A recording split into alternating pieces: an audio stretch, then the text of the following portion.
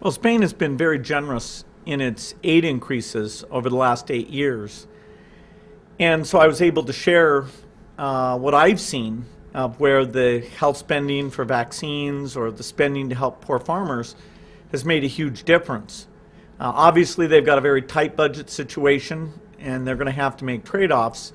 But I was able to talk about the success stories, and the hope is that the 1% of the budget that goes for these aid things, that won't be cut much, ideally not cut at all. But it's a political decision.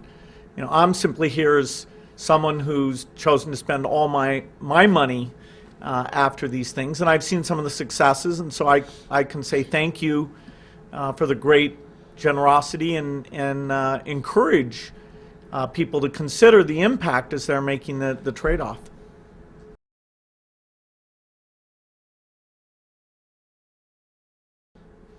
Well, sure. In general, aid is a small part of a budget. Even for the most generous countries, like Norway, it's only 2%.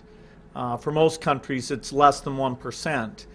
And the general view is that it's only justified if it can have a dramatic impact. If you can buy a vaccine to save a child's life, because in these countries so many children die at a very young age. If you can buy a bed net and stop a malaria death, if you can get seeds to a farmer so they can feed their children.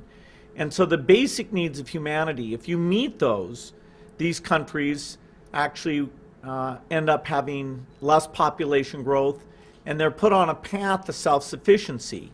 And so the question is, despite all the challenges, can that 1% be maintained? If not, hopefully it can get restored when there's a chance. I simply know about the value of the money, that lives are saved for very little, and I view lives as having equal value. I have seen governments like the UK who've set a very positive example, actually increasing their aid. And there are governments that are very generous, and I know the Spanish people should hear the stories of what their aid has done. There's not many things you can do where you save a life for less than $1,000, and yet in these poor countries, not only can you do that, that same step allows kids to develop physically and mentally and not suffer from malnutrition that makes them never fully develop their brains or bodies.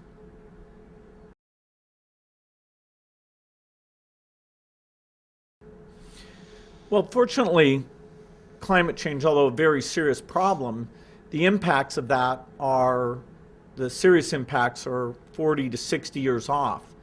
And so the big thing right now is research on methods to make energy very inexpensively without emitting CO2. And a lot of money that's been spent on deployment of expensive technologies has not had such a big impact. We need inexpensive technology. So really the research is where the great leverage is right now. I think there are a lot of innovative things going on in that space, and there still is time to reduce the emissions. The people who will suffer the most are the poor farmers, and in fact what we need to do for them is the same things we need to do to relieve the problems they have right now. Get them better seeds, educate them better. That speaks to both what they'll suffer through climate change, not for quite some time, and the problems they face today. The European generosity is a phenomenal thing. Over half the world's aid comes from the countries of Europe, and they've taken a pledge that over time they'll get to 0.7% of their economy going in aid. A few are already there, like Norway, Denmark, Sweden. Some, like the UK, will be there next year. And as the economy comes back, I'm hoping that all these countries can move to that level. It'll make a huge difference. But we should not ignore the huge impact that aid has had. The number of children whose lives have been saved by things like the vaccine investments that most European countries, including Spain, have been very generous to that. So overall, there is progress, and people should feel good about their generosity. And we just need to make sure we're focused on the very impactful areas like health and agriculture, and that even in tough times, we maintain as much as possible.